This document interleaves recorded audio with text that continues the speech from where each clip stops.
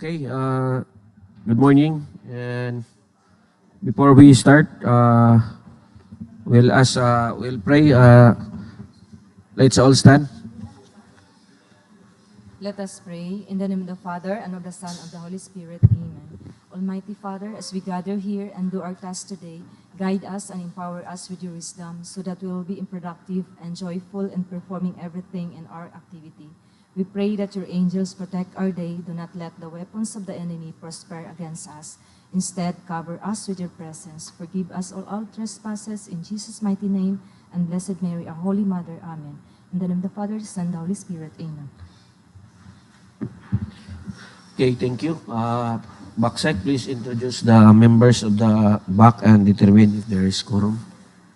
Good morning, Mr. Chair. Good morning, everyone. This morning, we will have the pre-bid conference for civil works under early procurement activity projects.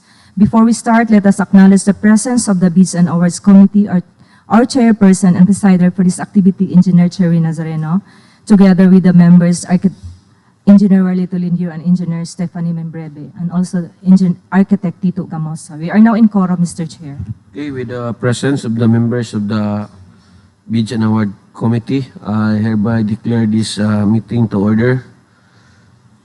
Please also acknowledge the presence of everybody in here, including observers, everybody in our social media platforms.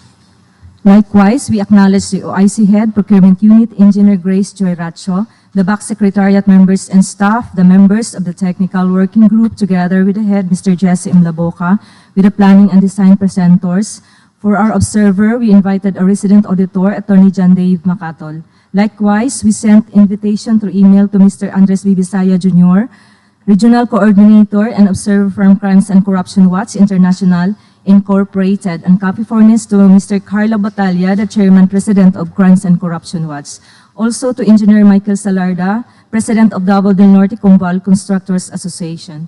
For the online viewers, including prospective bidders and bidders watching us right now, we are live streaming on our official YouTube channel, DPWH Davao del Norte Procurement LS. Please join and stay with us for a moment, and don't forget to click subscribe. Once again, good day and good morning. Thank you. Okay, thank you. The procurement activity this morning is the pre-bid conference for civil works.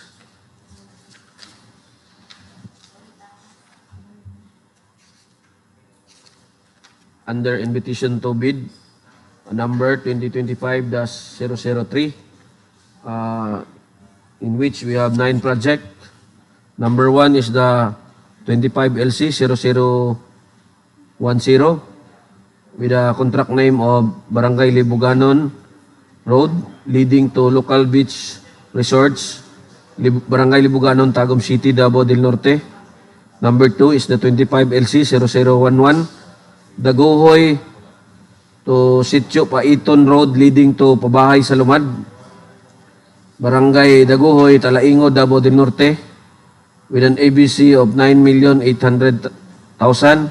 Number 3 is the 25LC-0013, contract name Matin-ao Road leading to Burako and Casilak Falls, Barangay Cortez, Corella, Davao del Norte, with an ABC of 9,800,000. Number 4 is the 25LC-0016, Asuncion-New, Alegria, Cuambogan Road connecting Asuncion Overland Transport Terminal in support of coconut and banana industries, Asuncion, Davao del Norte, with an ABC of 9,800,000. And number 5 is the 25LC-0017, Corella-Guadalupe-Del Monte connecting Corella Overland Transport Terminal in support of cacao, coconut, banana, and rubber industry, Corella, Davao del Norte, with an ABC of 9,800,000. Number 6 is the 25LC-0018, and with a contract name of NRG, Sagayen-Sonlon Road connecting Asuncion Overland Transport Terminal in support of coconut and banana industries, Asuncion, Davao del Norte, with an ABC of 9,800,000. Number 7 is the 25LC-0025, construction of road, Purok, Minsidor, Barangay Magugpo East, Tagum City, Davao del Norte, with an ABC of 5,940,000. Number 8 is the 25 LC 0050, construction of multi-purpose building, gymnasium, Purok, Bayanihan, Barangay Bisayan Village, Tagum City, Davao del Norte, with an ABC of 4,950,000. Number 9 is the 25 LC 0051, construction of multi-purpose building, gymnasium, Sitio, Misulong, Barangay Santo Niño, Talaingod, Davao del Norte, with an ABC of 4,950,000. And we have the agenda. Number 1 is the brief presentation, explanation by the BAC and basic contract data, requirements of bidding documents, documents to be submitted by the bidders, which is the technical proposal and the financial proposal, and the criteria and procedure of eligibility check. Number 2 is the question, comments from bidders and replies of BAC and other representatives of procuring entity, other matters, and summary of proceedings. So we'll have the personnel from planning to discuss to us the basic contract data. Okay, proceed. Good morning, Mr. Chair. Good morning, everyone. For the contract ID of 25LC0010, with the contract name of Barangay Liboganon Road leading to local beach resorts, Barangay Liboganon, Tagum City, Davao del Norte, with a brief description of construction of concrete road with an ABC of 9,800,000. Source of fund is FY 2025 NEP CP trip with a contract duration of 78 calendar days. The net length of this project is 558 linear meters. Road concreting. Next po. Then the scope of works of these projects are road concreting with a total width of road 6.1 meters, with a shoulder width of 1 meter and thickness of pavement of 230 mm. Then application of reflectorized thermoplastic pavement markings, installation of warning signs, and removal of trees, structures, and obstructions. Then the location of this project is 10 kilometers siya gikan sa DPWH. Then next po. And this is our project. Nagsumpay ta sa ato ang 2022 project. Then nasa 558 linear meters po. Next po. Then this is the typical roadway section. As we can see on the typical, 6.1 ang ato ang PCP, then natay 1 meter na shoulder width, then napod tay existing canal dito na ato ang butangan o ato ang bali slope protection na na concrete. Next po. Then this is the warning sign, W13 lang atong gigamit sa isa ka curve dito. Then next po. And these are the JOTAG photos. Muna itong beginning sa project. Next po. And that's all po.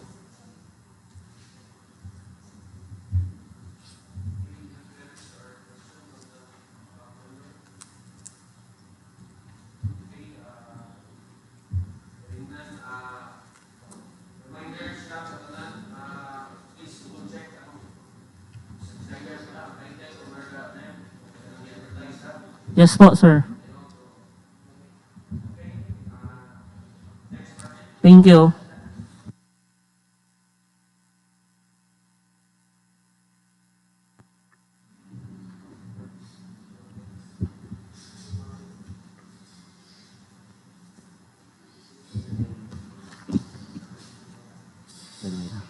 Good morning, everyone. Good morning, Mr. Chair. For 25LZ 0011, contract name, Dagohoy-Sitio, Paiton Road, leading to Pabahay sa Lumad, Barangay Dagohoy, Talaingod, Davao del Norte, with brief description of construction of concrete road. Then approved budget po is 9,800,000. And then source of fund po is FY 2025 NEP CP trip. Then ang contract duration po niya is 107. Ang length po ng project is 385, road concreting. And next. So, brief description po sa kanyang scope of work is road concreting of 2 lanes po, tapos width po niya is 610, then atong thickness sa PCP is 230, natay shoulder nga 1.5, then ang thickness sa atong shoulder is 150.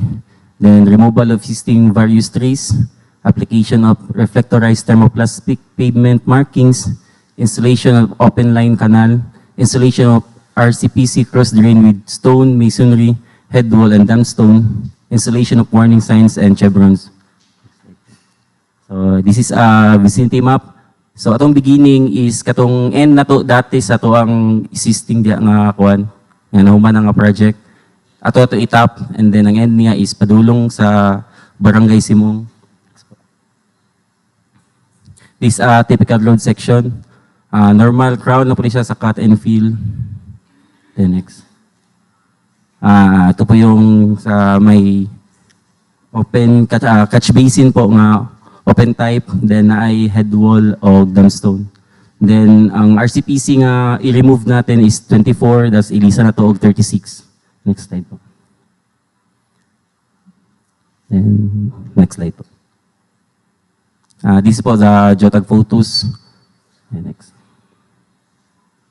Next. And next. I think that's all po. Thank you. Okay, any question or queries from the back? Okay, yan. Okay, proceed to number. Okay, before next project. Please check down yung title. Murna mo ni sumpay ni sa before aning Dagohoy. Check lang ha. Wala na ko nadala akong NEP. Na word na diha. Check lang kib. Wala. Wala. Alagi, basig na si Pet po sa ibi pagka samuang part ba? Ako daw, namurag naman gunay, wala man ko kakuhan nga beginning og Dagohoy gid ang word nga project. Nakoy nep dito sa akong lamisa daw, Kib. Okay po. Balik, tanaw lang, i-double check lang na to, ha? Okay po, Mr. Chair. Sige. Thank Okay, you po. number 3, project.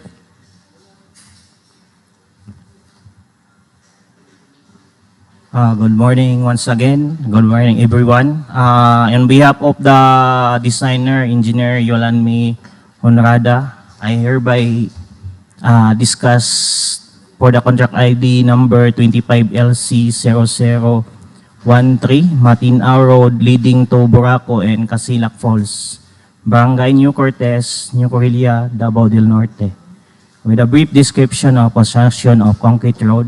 Approved budget for the contract is 9,800,000. Source of fund is under FY 2025 NEP CP-strip with a contract duration of 130 calendar days. Next po, sir. Next slides po. The net length of this project is 348.6 linear meter, PCCP 2 lanes. Next po, sir. The scope of works for this project is road concreting with super elevations. Starts at station 1 plus 407 to 407.4 and mag-end siya sa station 1 plus 756. Na siya ay concrete pavement shoulder na mag-start sa beginning and at the end of the project. So, installation of RCPC cross drain with head wall on both ends with dumpstone protection on both ends. Construction of grouted riprap, open line canal, removal of various trees and pre-furnishing planting. Installation of warning signs and traffic services, application of thermoplastic, application of flexurized thermoplastic pavement markings. Next slide po. So this is the map of the project po. Next slide po, sir. So this is the typical roadway section for this project. Next slide po, sir. This is the next slide po, sir. Next slide lang po, sir. Next po, sir. Mga details po to. Next. So this is the geotag photos for this project. So mag-tap ta sa end sa previous project po. Next po, sir. So back po, sir. Dira somewhere ang end sa project po. And Okay, thank you. Any question or queries from the back members? Okay, hearing none. Okay, proceed to next project.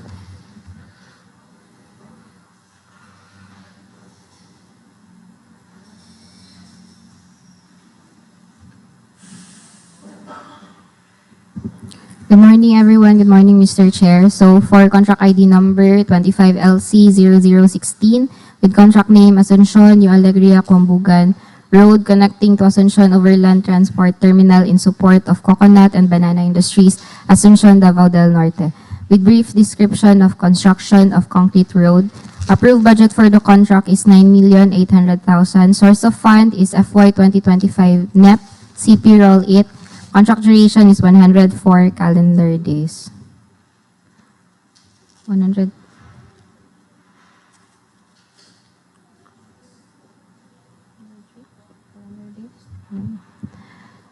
Yeah. Next slide, sir. So for the location of our project, ang site is yes po. Pila ka calendar days? 100 ang naa sa diri sa atong concert is 103 calendar days. Ang sa presentation ata ang na mali 104. Number 103. Balik ka good.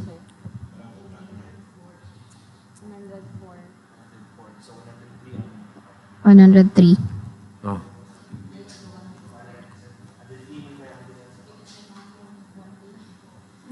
Ano sa program? Posted 104. Pero i-double check lang ako ang program, sir. 104. 104 calendar days. Oh, para wala SB. One day lang bitaw na. Kuhan lang na sa... Sige. 104 calendar days. Yung presentation,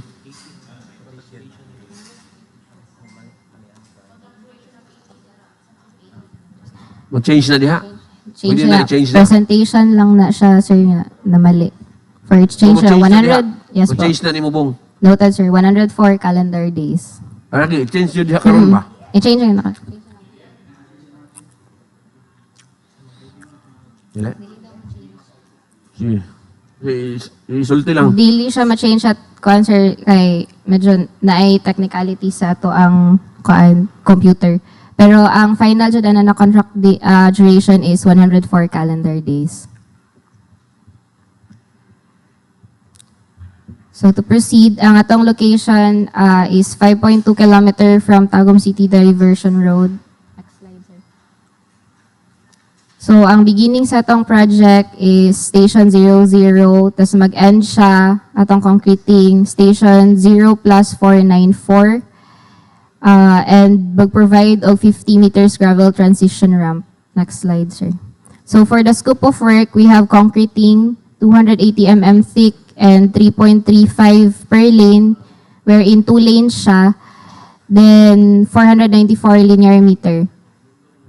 And slope protection with line canal, grouted riprap. We also have removal and relocation of utilities, fences, and other structures. Installation of guardrails, including painting works. Installation of warning signs, including painting works. Installation of hazard markers, including painting works. Provision of earth canals. Removal and installation of existing RCPCs, which are only lateral drains. We don't have cross drains. And application of thermoplastic pavement markings with yellow and white. So for the typical cross sections, we have guardrails, slope protections, which are grouted riprap. Then we have 3.35 width. Kani siya na cross-section is sa ano niya siya sa Super E. So natay additional na width sa ato ang curves, widening sa curves. So, ang atong pavement is 280 mm thick. Then, we also have shoulder. Natay section nga na gravel, napatay section nga paved. The next slide, sir. So, muna siya ang ato ang site photos. Dili ta mag-begin. Moto siya ang section 00. Then, muna siya along the way. Next slide, sir. Next slide, sir. So, that's all for 25 LC 0016. Queries? Confirm. Itawagan ako ang amo ang tig-prepare sa POW. I-check niya yung approved POW dito. 104 calendar days. So, wala problema. 104 po na itong i-post, di ba? Yes, 104 gito na. Okay. Thank you. Next project. For the contract ID number 25LC0017, New Corella-Guadalupe-Del Monte, connecting New Corella Overland Transport Terminal in support of Cacao, coconut, banana, and rubber industry, New Corella, Davao del Norte. With a brief description of construction of concrete road. Approved budget for the contract is 9,800,000. Source of fund is under FY 2025 NEP CP Roll It, with a contract duration of 103 calendar days. So the net length of this project is 126 linear meter. Total width of the road is 6.7. Shoulder width, both sides is 1.5 meters. With a pavement, thickness of pavement is 280 millimeters. Next slides po. The scope of works for this project is road concreting with a linear of 126 linear meter. Removal and relocation of utilities, removal of trees, concrete installation of concrete line canal, application of prefecturized thermoplastic pavement markings, installation of metal guardrails, steel posts, installation of chevron and road side NGS, and gravel transition ramp. Next po. So this is the location of this project po. Ito po yung ruta papuntang Barangay Hall sa Del Monte. Starts from the beginning sa the blue line represents sa ato ang previous project. So ang yellow line represents sa ato ang CY 2025 proposed project po. Next slide. So the alignment starts at station 7 plus 557 and mag-end siya sa station 7 plus 683. Next slides po. So this is the cross-section of these projects po. So muna siya ito ang typical section at normal ground. Next slides, sir. This is the typical section under with super elevation po. Next slides. So this is the JOTAG photos of our project po. So dito kita mag-start. Beginning, then next. This is a JOTAG photo somewhere dito po mag-end ang project po. Any queries po? Okay, any question or queries? Mr. Chair, back na lang slide kitong sa metal guardrail. Metal guardrail. Mr. Chair, steel post ang nakakuan. Ay. So, Okay. So, di ba check. discourage na nato ang kuan, steel post. Okay, please verify.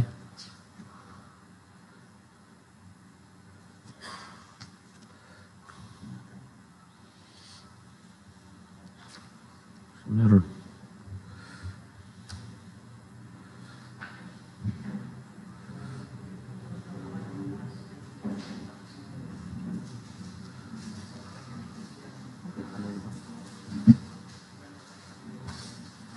Mali po yung slice po, sir. Concrete po yun. Ginamit na details po namin. Mali lang po slides. So, wala ko na, hindi ko Change. na change po. So, in the POW, concrete Concrete post. post po. Okay. Sige, correction. It should be concrete post ang metal guardrails. So, marang dagan-dagan yun ni kahoy ba? No, so, naman no? Yes po. Okay. Sige. Na account dito tanan. Yes po. Okay. Sige. Okay, other question or queries? Okay, none. Next project, please.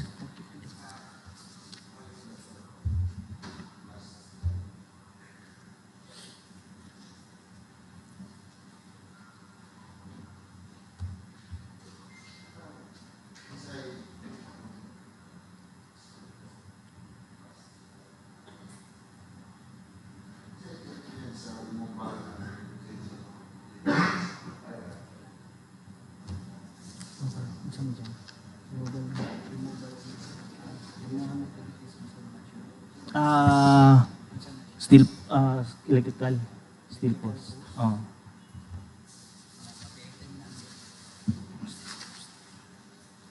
Yes po, sir. Bayaran po, sir. Isa na nakamuk, di ba? Yes po, sir.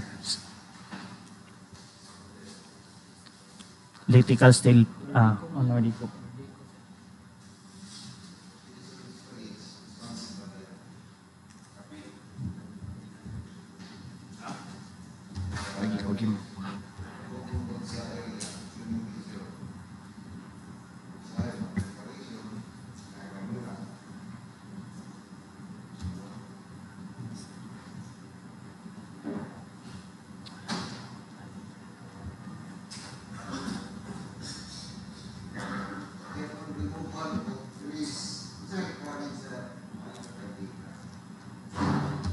Diyan. Yes po, sir. Yes, sir.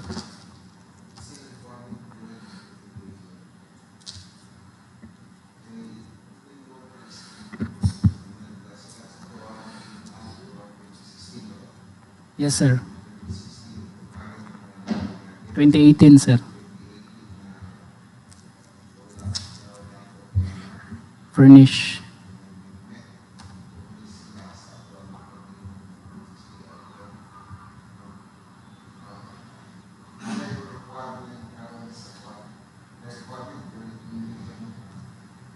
Yes, sir. Naka-furnishing. Kuan lang gihapon, sir, mag tree cutting permit lang gihapon ta, sir. Nya katong sa furnishing sa removal sa trees, mag-tagging lang gihapon, sir. Tagging sa actual, then saka na tong sabay na tong permit. Tapos sa furnishing, may furnishing na. O sa furnishing pohon, sir, mag-deliver na si contractor man, so kailangan tong certificate kani, sir, nga na-furnish ganyan trees. Kuhaon to sa DNR po. Yes po.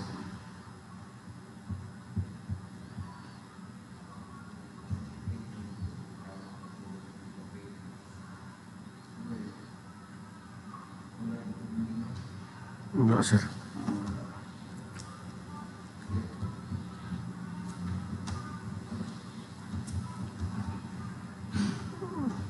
Okay. Mana ka?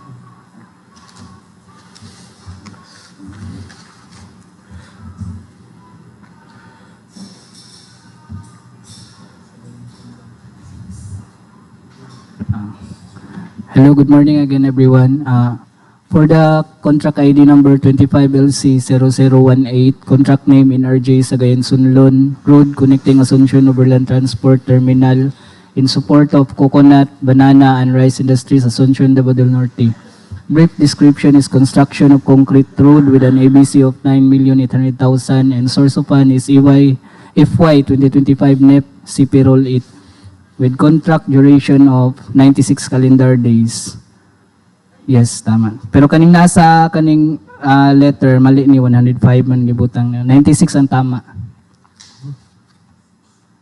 Aisa. Ito to? Next. Ang i-post na to, tama? Okay, sige.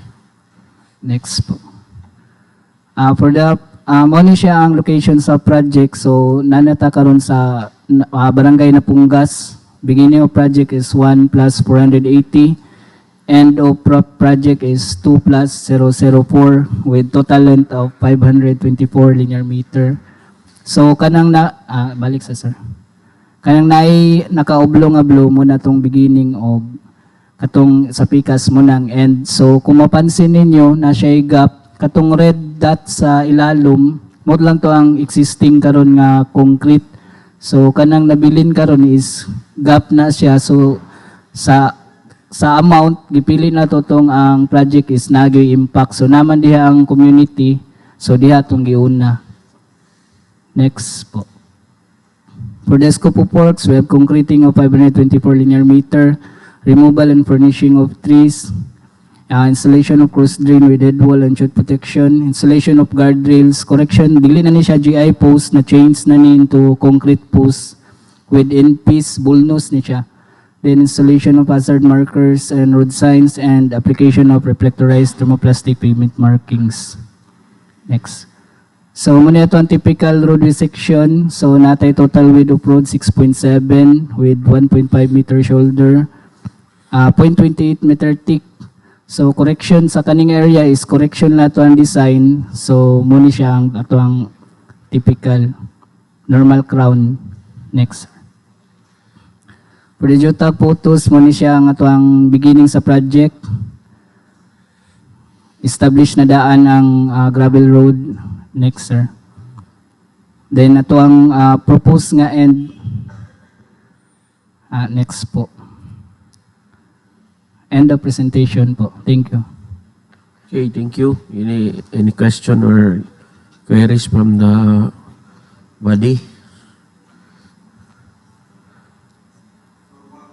Okay. Yes po, normal crown lang sir.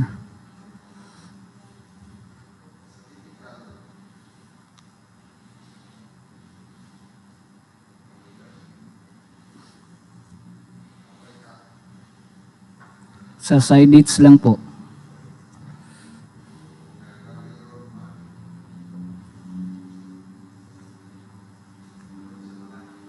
Yes po, correction na lang sir.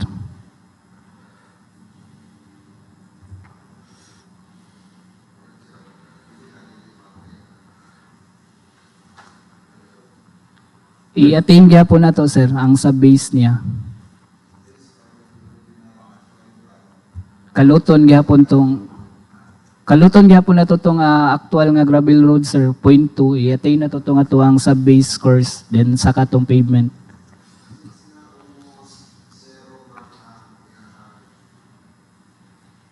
Grade.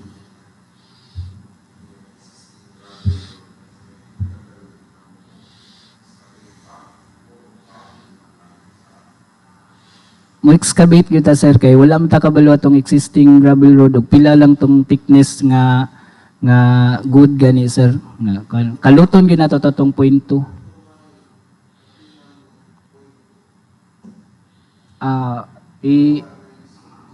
I-excavate pa to nato sir.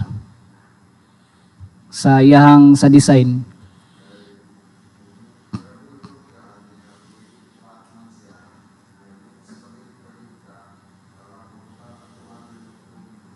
Yes po.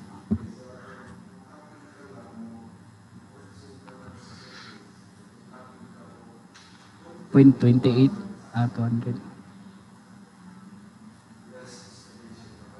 Kuan sir, nahi section nga medyo mutap na lang katong sa imuhang 200 ipatong na lang sa gravel road kay dili man god kuan gyud ang terrain. So, napoy section nga, i-cut yun nimo tong existing nga gravel road. Kay sa design, namang yun tayo gradient sa design.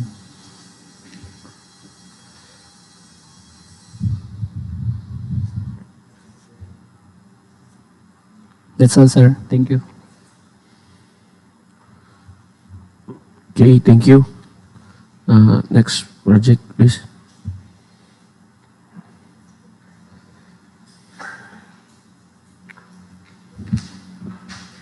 For 25 LC 0025, construction of road, Procurement Barangay Maupo East, Tagum City, Davao del Norte, with a brief description of construction of concrete road, an EBC of 5,940,000.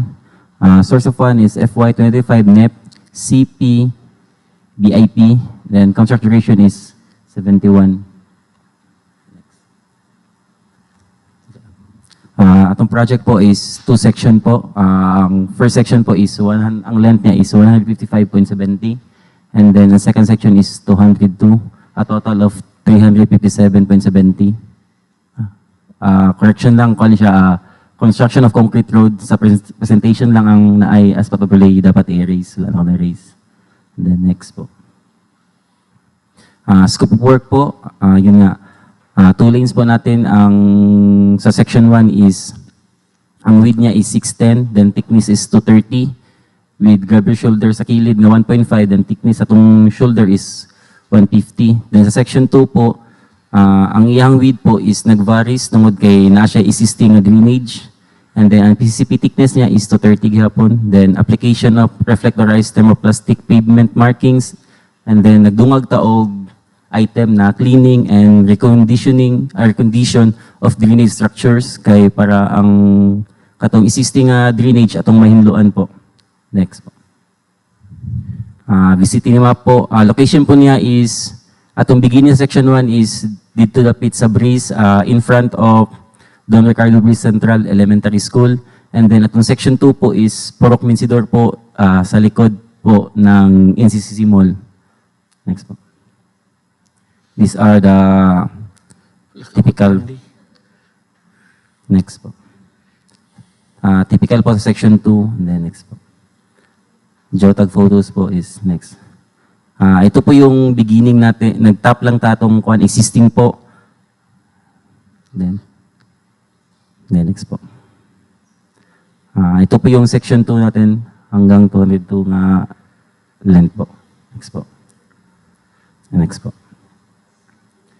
That's all po. Thank you. Ilarandi, wakaabot sa Ilarandi. Okay, nanay correction imong kuan na, imong title sa presentation no. Na pa i-brace Yes, morning original dating nga title, di ba? Ito sa una. Mo ni purok group mention na lang mo ta diretso. Yes po. Okay, sige. Other question or inputs? Appeal gani ang Okay. Tingnan, okay, proceed to next project, please. Yun di mo ipaabot Ilarandi ba?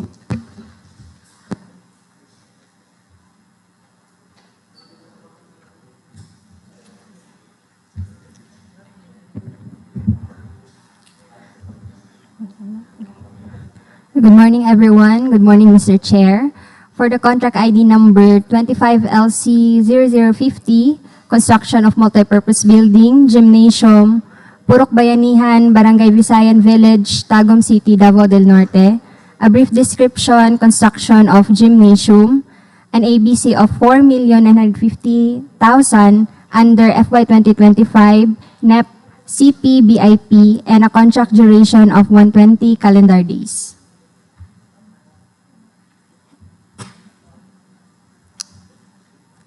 So for the scope of works, we have construction of gymnasium. This is a 5-bay covered court gym with a dimension of 14 by 24 meters.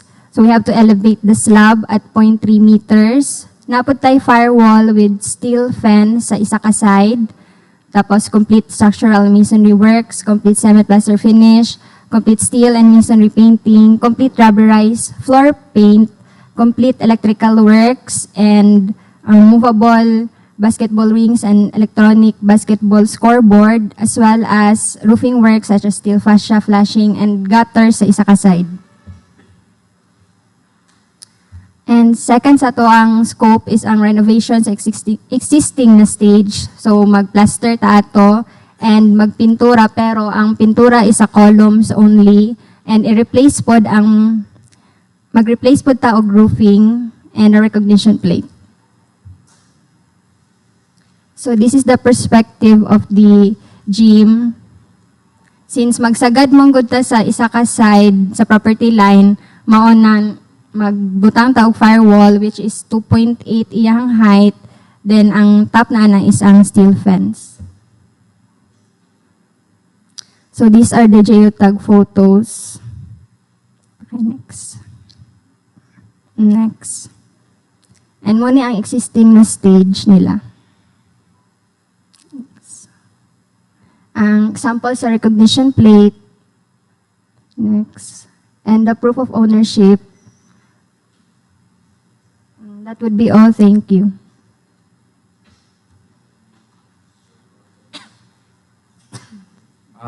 Di ba naman kay correction ani katong previous na tong discussion na reflect na to? Ay, na-reflect na to siya, sir.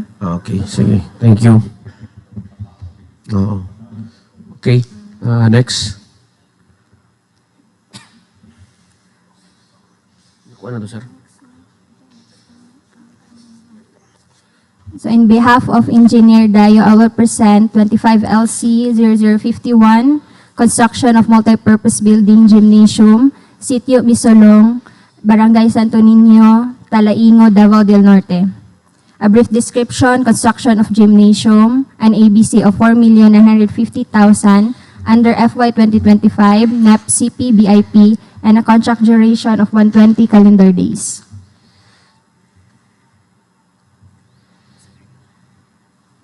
So for the scope of works, we have construction of 5-bay gymnasium, 16 by 30, with additional slab of 1.5 by 16.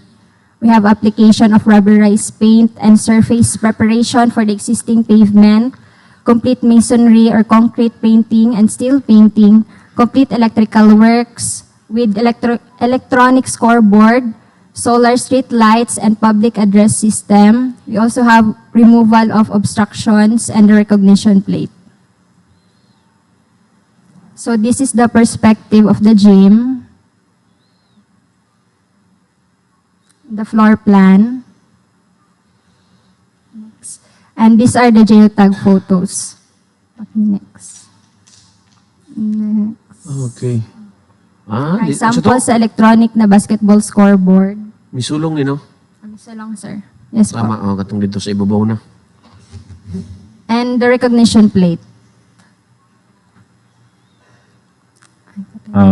Query, ma'am. Nag-mention man kag solar street light. Pila ka buok? Na-indicate niya. Ay, wala po, sir. Pero sa, pabalik daw sa perspective. Wala nang kabalo pila, sir. Pero sa perspective mo, every bay man yata. Tama ba? Sabi, So, pero murag sa per bay yata nino. Tama yes day. po, sir. Tama day. Kining per bay natay solar street light. So diya na gibutang para direct na lang jud nga kon. Nan makita man no day's perspective 1 2 3 4 so unom ka kay since 5 bay man ni. Okay yes ma'am. po, sir. Mr. Chair, query lang. Kining kuan ba? Kining spelling sa misulong ba ay ba yun ni? Imay? Kay murag sa kong nakuan, imi na ba? Lagi. Pero as per naman sa NEP, MI man, mao dyan na sa NEP, MI. Palo na lang na to. Okay, thank you.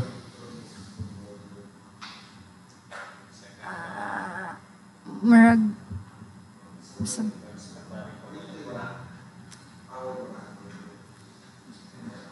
Yes, sir.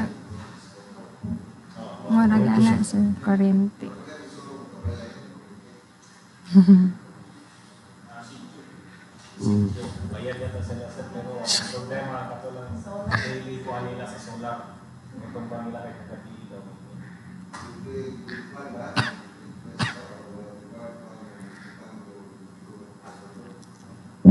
Dili man wala sir kung naalay na kuha na money murag sobra-sobra dira ang kay uban pod wala man ta nagabutang og scoreboard kung ipit pod siya.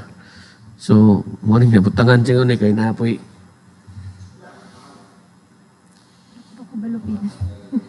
Wala ko kakuan, sir. Pila ang mga pili amount ana. Ay, pero marag around, di ko sure if abot bag 100K, sir. Sir? 100K. Pero apil na installation and delivery, mga 100, around 100K.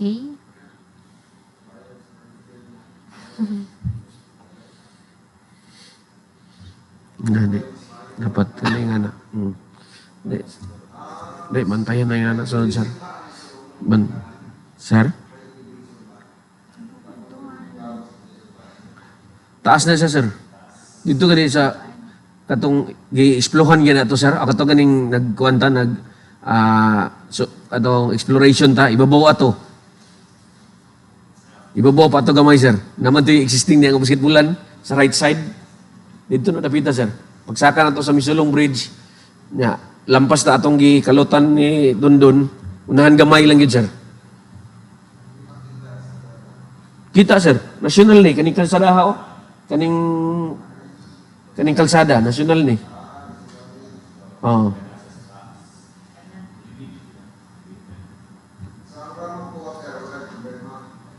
Wala, sir. Wala po, sir.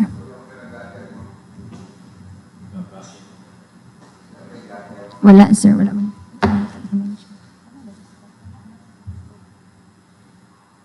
Wala po, sir.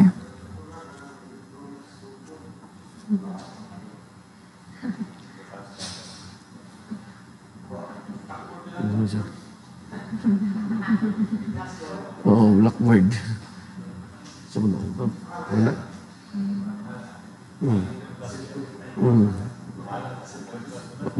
Bantayan na.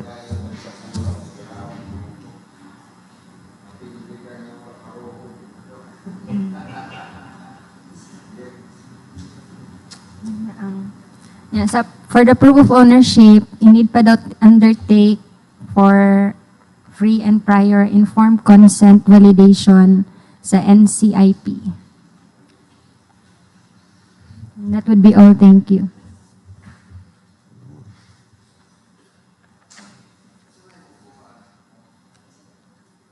Kita ang mukuhan, sir. Applyan, sir.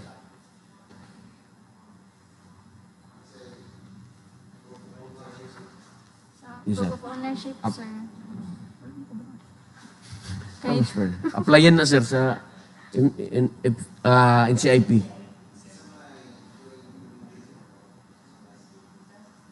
Dapat, sir, sa kanang pag PDE pa nga part, sir. Nya ang kung kana, sir, ang pangbayad gani, sir. So mo nang ginakuha lang na sila, ginahangyo na. Pag naanay determine na kontraktor, dito na i-process, sir. Ang pangbayad nun sa work and financial plan. Yes, sir. Naana, sir.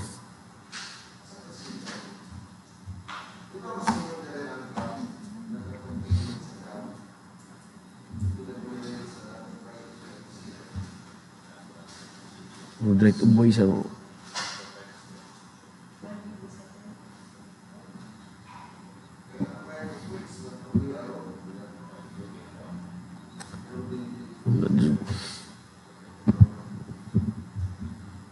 yes, sir.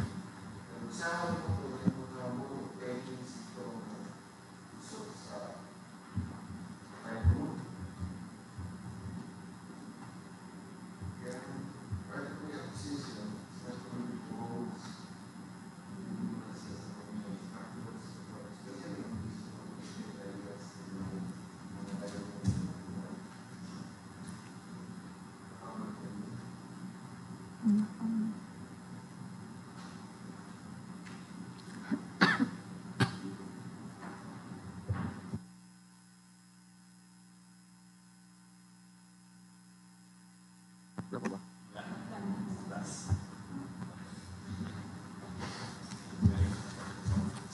Hindi dito mo sa mas parallel yung nagsalite. Sige. Okay, for the requirements of bidding documents.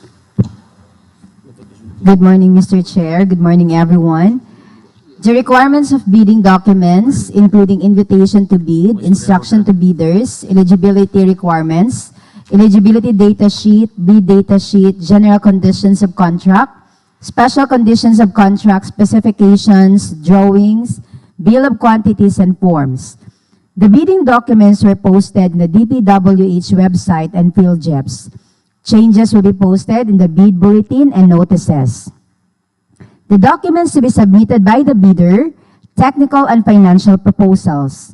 Bids must be duly received by the back secretariat at this office for manual submission or at electronic bids _Davao del Norte at dpwh.gov.ph for electronic submission. Bidders should only select one mode of submission, either manual or electronic. For electronic submission, prior to the deadline of submission of bids, the prospective bidder shall send an email attaching the copy of the official receipt of purchase of bidding documents in portable document file or PDF format. Only the electronic bids of bidders who have successfully submitted an electronic official receipt shall be accepted.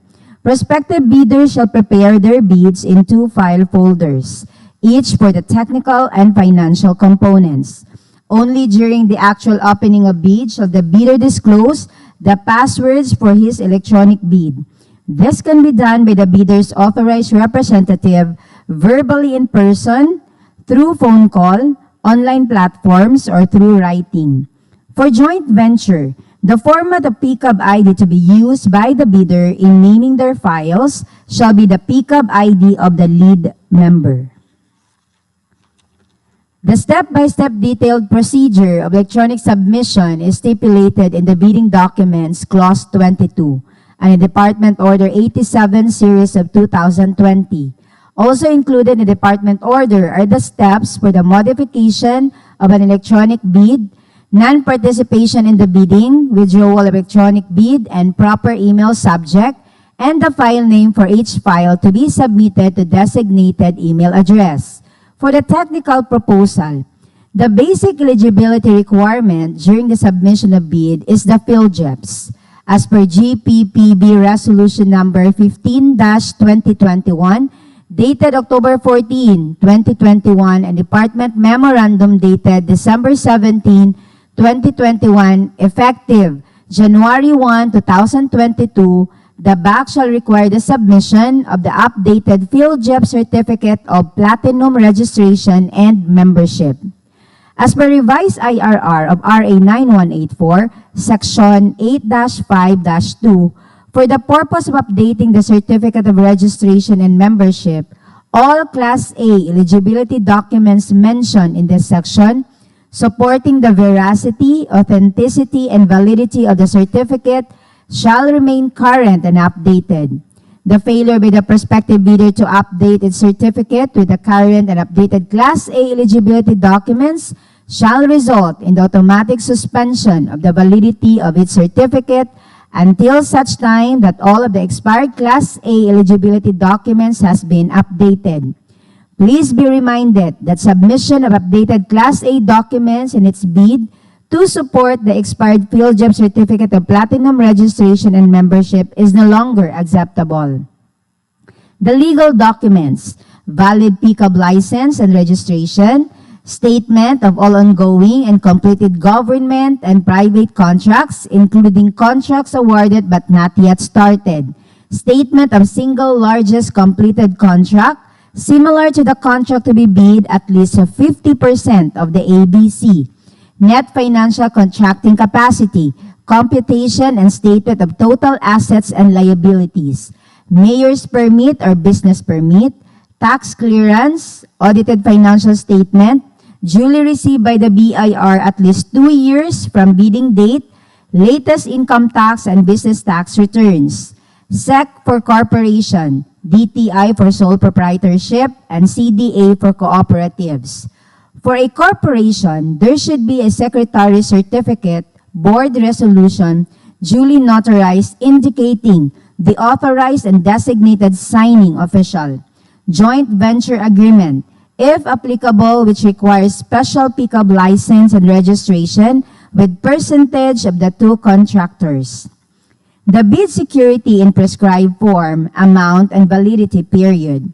The contractor can choose among the applicable forms of bid security which the duration is 120 calendar days as per RA 9184.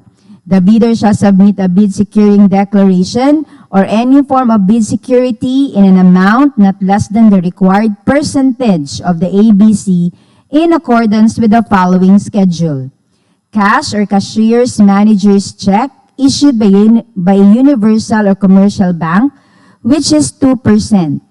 Bank draft or guarantee or revocable letter of credit issued by a universal or commercial bank.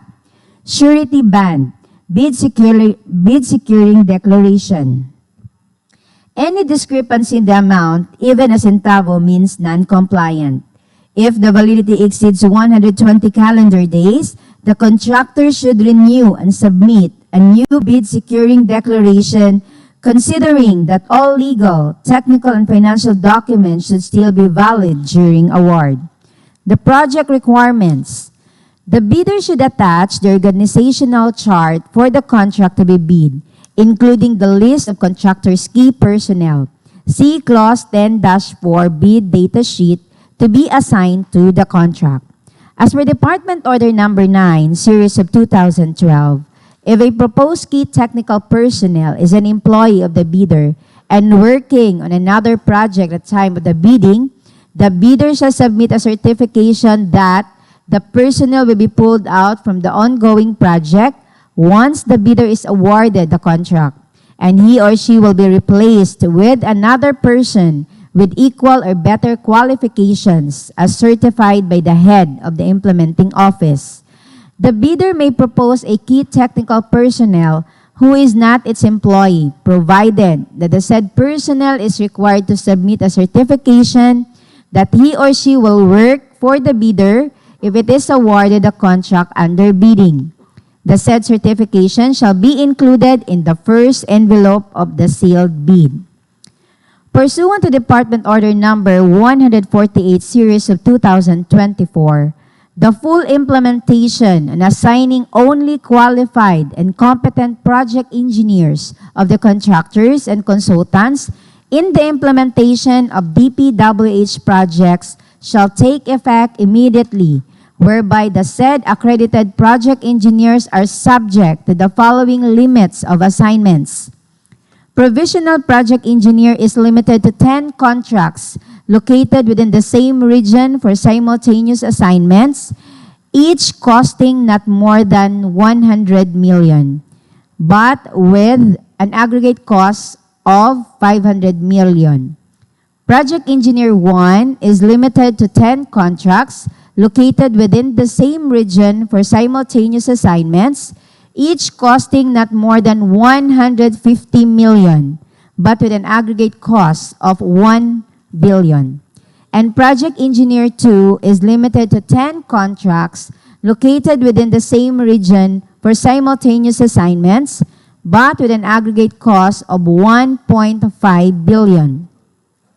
It is further emphasized in the said issuance that all registered and licensed civil engineers of the contractors and consultants, including foreigners who are assigned as project engineers to DPWH implemented projects, may apply for accreditation and must pass the given accreditation examination.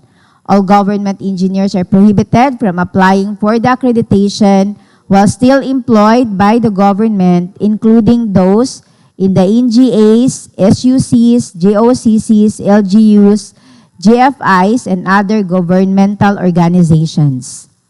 The list of contractors' major construction and laboratory equipment units, owned, leased, and/or under purchase agreements supported by proof of ownership, lease, purchase, and certification of availability of equipment from lessor or vendor for project duration.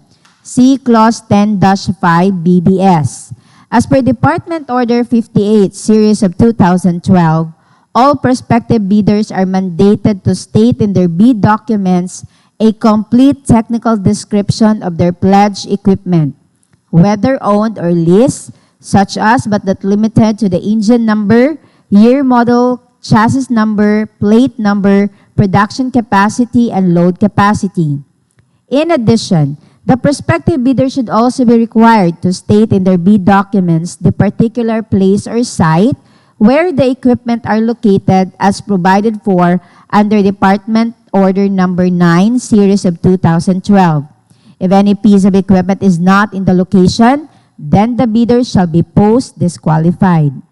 As per Department Order 58, Series of 2012, failure by prospective bidder to comply with the said requirements shall result in the bidder's automatic post-disqualification for award of contract and forfeiture of its bid security. Certification of minimum laboratory equipment duly certified by any DPWH office as per Department Order Number 11, Series of 2017. The use of the omnibus sworn statement in the form prescribed by GPPB as per Department Memorandum Circular Number 85, Series of 2020, and GPPB Resolution Number 16-2020-10 items. Affidavit of Site Inspection. For the financial proposal, the bid form, bid prices in the bill of quantities, detailed estimates including a summary sheet indicating the unit prices of construction materials, labor rates, and equipment rentals used in the coming up with the bid, quarterly or monthly cash flow and payment schedule. Failure to attach any requirement or any missing, incomplete, or patently insufficient documents in the above-mentioned checklist is a ground for outright rejection of the bid and will fall as non-compliant. All documents to be submitted must be current and updated. Otherwise, it will be rated as failed. Bidder shall submit 2 original copies, 1 copy, 1 certified true copy of technical and financial components of the bid. The original copy of the bid shall be typed or written in ink and limited to 2 decimal places in amount and shall be signed by the duly authorized representative. The back and strict application of RA 9184 in the conduct of post-qualification of bidders under Department Order Number 127 dated August 16, 2018. The technical and financial proposal must be in A4 size. Further, the authorized license officer will be the one to drop the bids. Bids submitted through courier will not be accepted. The bidders are also advised to be responsible on their bids submitted in accordance with the checklist, and their technical and financial proposals should have proper tabbing in words based on the order the checklist, including proper sequencing of documents in chronological order. Further, bidders were advised not to be recycle legal documents or documents attached in the previous submission of bids which have the signatures and countersigns of the back members. With regards to the joint venture, whatever guidelines complied by one bidder should also be complied by the other bidder. Bidders with lowest bid during the opening of the bid is not a guarantee to be awarded for the contract. All bid documents are still subject to detailed bid evaluation and post-qualification prior to be declared as the lowest calculated responsive bid and subsequently to be awarded for the contract.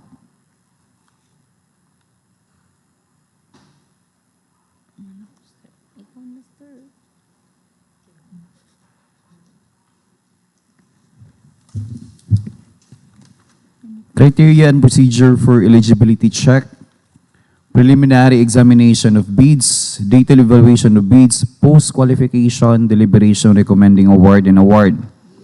After determining the names of the bidders that submitted bids for the contract at hand, the BAC, assisted by its BAC Secretariat, shall check if its bidder that submitted bids is eligible to bid for the contract being procured. This shall be done electronically using the DPWH CWR. The BAC Secretariat shall enter into the CWR the pickup license number and or the name of the bidder.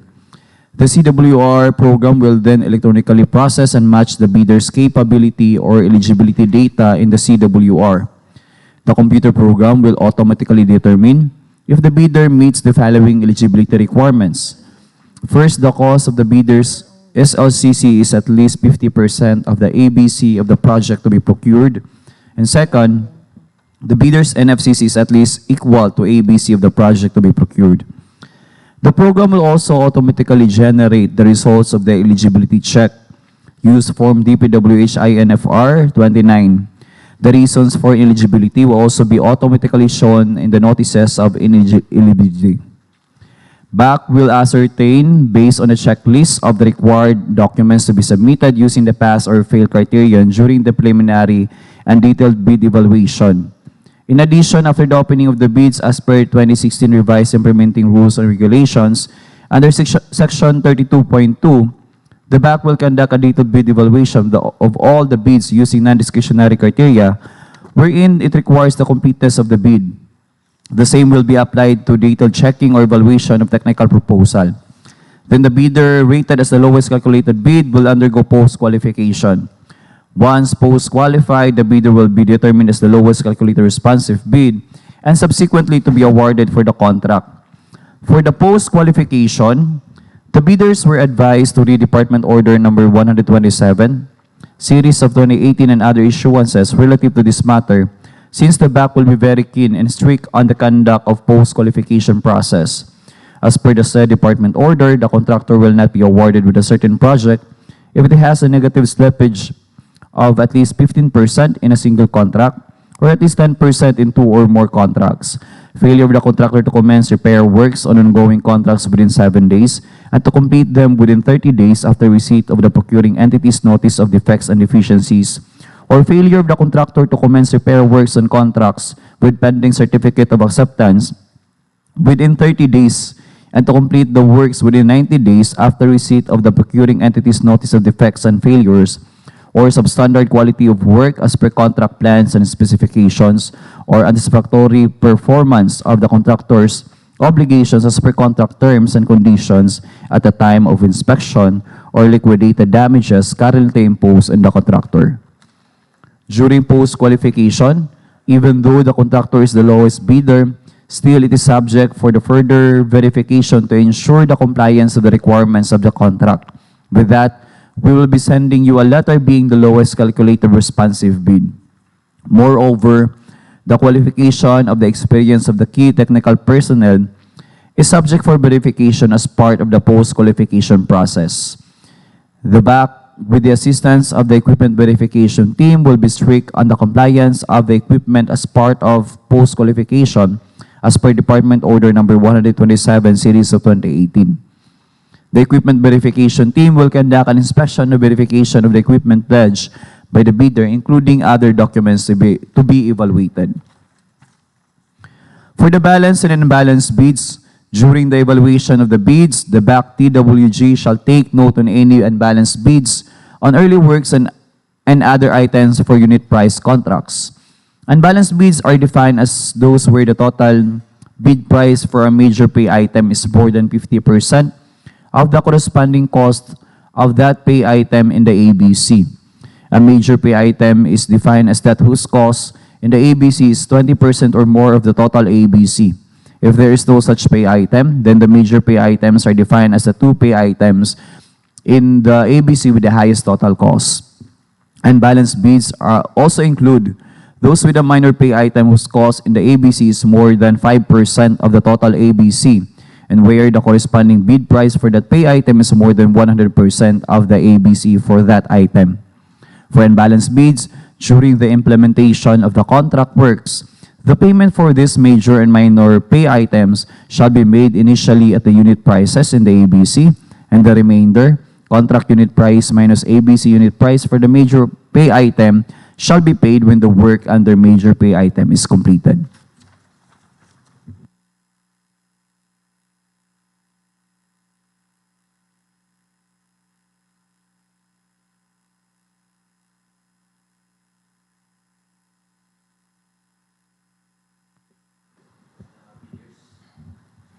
Good morning, everyone. Good morning, Mr. Chair.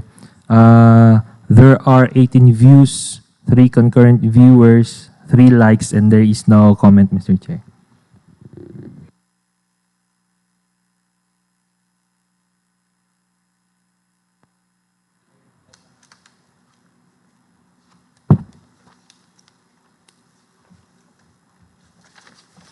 For the other matters, Mr. Chair, is we will be reminding our bidders that what we have presented, all the projects are with the early procurement activities, or what we call the EPA. So here are the guidelines on the implementation of EPA as per revised IRR of RA 9184, Appendix 31. The guidelines on early procurement activities shall apply to departments, bureaus, offices, and agencies of the national government, including state universities and colleges, government-owned and or controlled corporations or GOCCs, government financial institutions, and local government units.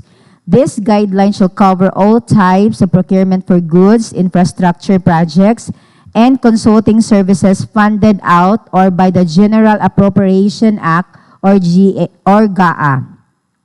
The procuring entity shall complete all the appropriate preparatory activities, such as but not limited to cost-benefit analysis, feasibility studies, market research, and detailed engineering designs, regulatory clearances, and right-of-way acquisitions for civil works project prior to the approval of the indicative APP. EPA shall refer to the conduct of procurement activities from posting of the procurement opportunity if required until recommendation of the Bids and Awards Committee or BAC to the hope as to the award of the contract for goods to be delivered, infrastructure projects to be implemented, and consulting services to be rendered in the following fiscal year, pending approval of their respective funding sources. The award of contract for procurement project undertaken through EPA may be made only upon approval and effectivity of the respective funding sources, to wit, is the GAA. The PE, the procuring entity, may request the bidders to extend the validity of their bid securities beyond 120 calendar days prior to their expiration, if the funding source for the procurement project has not yet to be approved and made effective. A change in the form of the bid security is allowed if this is made prior to the expiration of the bid validity sought to be extended. If the bidder refuses to extend the bid validity, the procuring entity shall reject the bid submitted by the said bidder.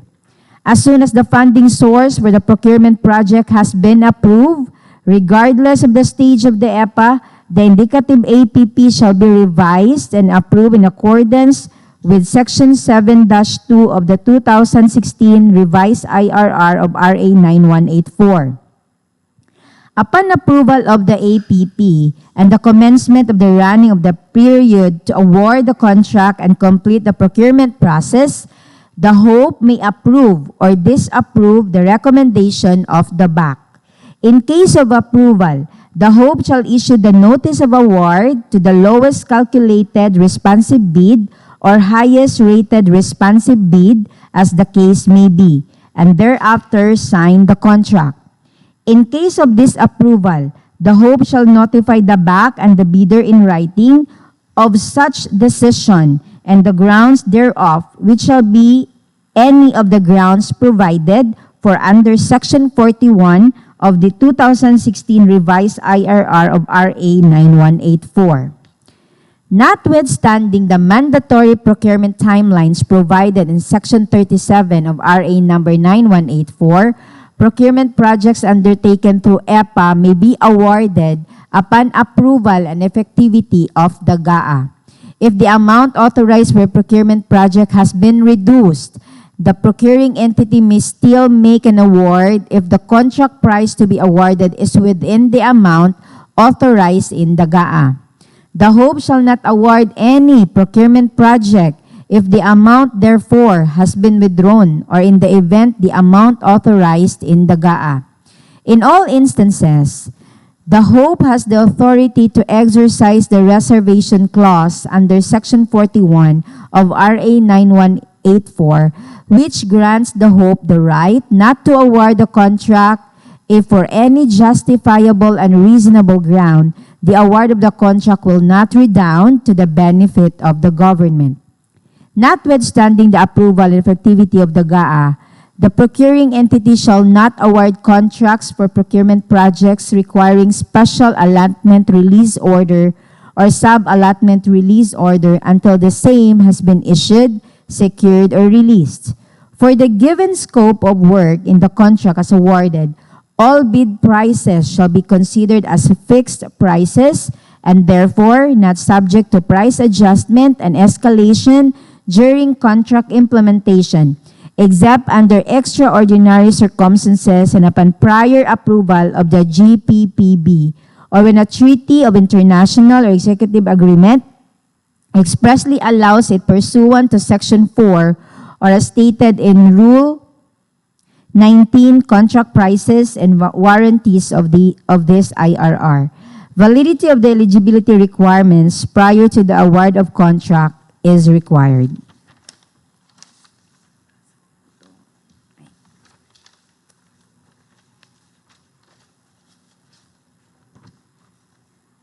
Also, we would like to remind our bidders that in order to establish a fair and transparent system for managing offenses committed by bidders in the procurement of infrastructure, goods, and consulting services project through public bidding, the Department of Public Works and Highways hereby introduces an updated three-strike policy pursuant to Department Order Number 28, Series of 2024.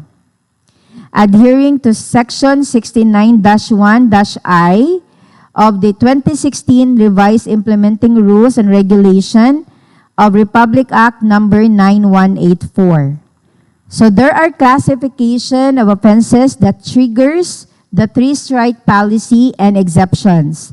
Number 1, if there is withdrawal from the bidding process, submission of non-participation letter, or failure to submit a bid after purchasing the bid documents. Also, submission of late bids without valid reasons as determined by the BAC. Also, the submission of patently insufficient bid. If a bidder commits any of the three major offenses acts listed above 3 times within a year, starting from the approval date of the resolution recommending the imposition of strike 1 first warning, which is counted as day 1 through day 365, and if these three offenses are of similar or identical nature, it will trigger the enforcement of the stipulated administrative penalty. Suspension from participating in all DPWH procurement activities and entering into contract with any DPWH procuring entity. Subsequently, as per the procedure outlined in Annex A, this may result in the blacklisting of the suspended bidder, thereby disqualifying the bidder from participating in any government procurement activities for a period of 1 year. In conjunction with blacklisting, the bidder will also face bid security forfeiture and must comply with the enforcement of the bid securing declarations conditions. Our bidders are also reminded that in compliance with Section 17 of the Department of Labor and Employment, Department Order Number 13, the implementation of construction safety shall be considered in all stages of project procurement, design, estimate, and construction, and its cost shall be integrated to the overall project cost under pay item B-7 to Occupational Safety and Health Program as lump sum amount to be quantified in the detailed estimate. Any interlineations, erasures, alteration, or overwriting shall be valid only if they are signed or initialed by the duly authorized representative of the bidder. The notices to participating bidders shall be in writing and will be sent through its PhilJEP's registered physical address or official email address. In case the notice for non-compliance and notice for post-disqualification is sent via email, it shall be considered as received by the bidder on the date and time the email was sent, whether or not the bidder acknowledged the said email.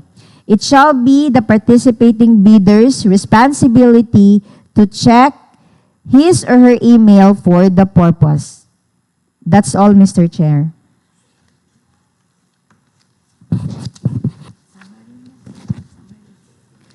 For the summary of this invitation to bid, number 2025-003, these are composed of 9 contract IDs. These are 25LC0010, 25LC0011, 25LC0013, 25LC0016, 25LC0017, 25LC0018, 25LC0025, 25LC0050, 25LC0051. All of these contract IDs have no changes as to data presented. And now we are ready, Mr. Chair, for the opening of bids this coming November 14, 2024 at 10 a.m. Reminder for the prospective bidders, the bid documents of the bidder must follow the completeness and sufficiency of the bid. Please be ensured that the discounts offered should be clearly and legibly written with signature so that the back will be able to read it during the opening of bids. Contractors are not allowed to follow up their bids during evaluation period until the issuance of notice of award unless the back in writing request for clarification of its bids. The no contract role policy will be strictly observed. Whatever submitted during the drafting of bids will be evaluated. Submission of lacking or another document is not allowed. Closely check and monitor the DPWH website and PhilJEPs for information and guidance regarding the bid bulletin if there are amendments to the bidding documents of these projects and other notices, example, postponement and re-advertisement. That's all, Mr. Chair. Okay, thank you. Other matters for discussion? Okay, any more for adjournment? Mr. Chair, I move for the adjournment of this proceeding. Okay, the adjournment has been moved and duly seconded. Therefore, this proceeding is now adjourned.